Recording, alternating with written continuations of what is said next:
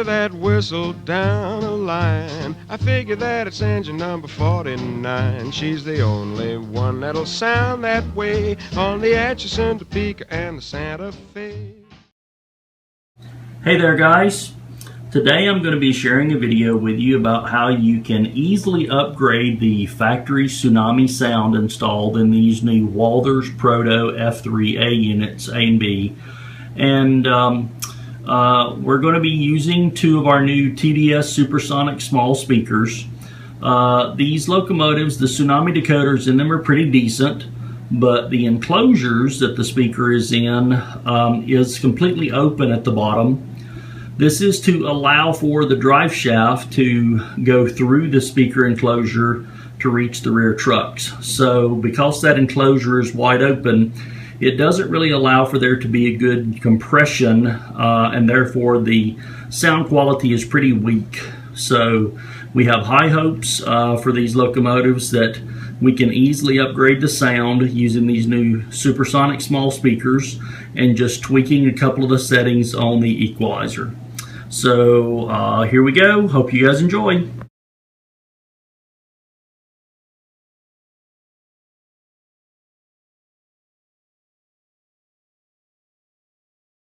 Okay guys, so here's the WalthersProto. This is the Santa Fe F7, and we're looking at the enclosure that the speaker is in. I've already clipped the leads from the back here. I'm going to remove this, and as you can see, the drive shaft for one of the trucks actually runs right through the center of this enclosure. So there's no way the enclosure actually gets any kind of compression to create any volume of sound.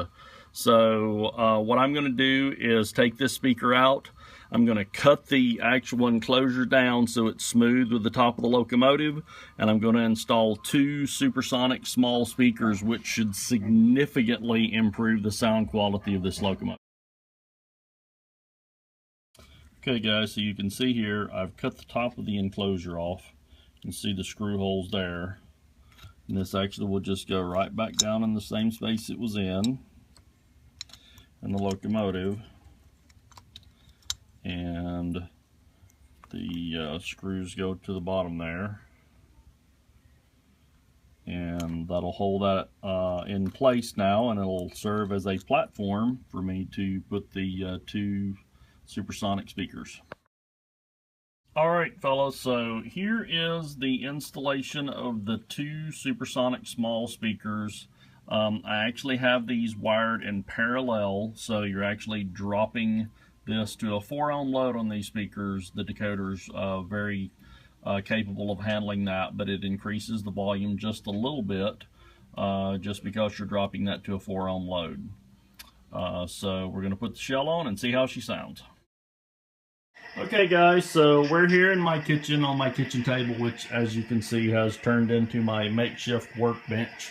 And I just wanted to do a quick comparison to show you guys the difference in the sound quality in the factory setup and the improved sound quality with the two SuperSonic speakers, the SuperSonic small speakers. So this is the B unit that still has the factory speaker enclosure and the factory settings.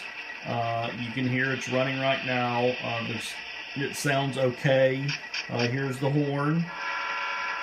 Fairly weak, and this is at maximum volume. Then if we go to the A unit, which is the one that I switched out the speaker for the two SuperSonic small speakers, we turn this locomotive on, and hear immediately a great improvement in the sound quality, much more robust full sound. Here's the horn. Markedly better. The bell, which I have this bell set at about a value of 60 out of 255. The bells are always really loud, so turning the bell down here actually gives us a better quality. But I have the master volume set on this A unit at about 225, and that's how much better it sounds than the B unit, which is set at maximum volume. So just a little comparison for you guys. Hope you've enjoyed this video. make sure to leave comments. If you have any questions, we'll be glad to answer them. And I hope you guys have enjoyed this. Thanks so much. They'll all want lifts to Brown's Hotel, 'cause lots of them been traveling for quite a spell. All the way from Philadelphia, On the Atchison, Topeka, and the San